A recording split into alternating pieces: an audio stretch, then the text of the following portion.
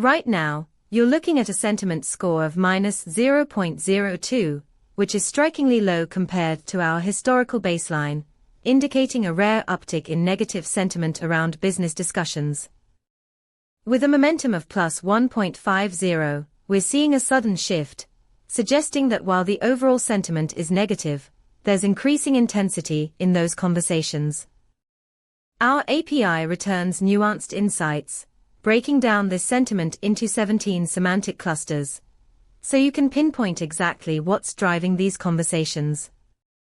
Imagine integrating this data into your risk assessment models to proactively address potential business challenges. To dive deeper into these insights and how to leverage them, visit pulsebit.lojenterprise.com/docs.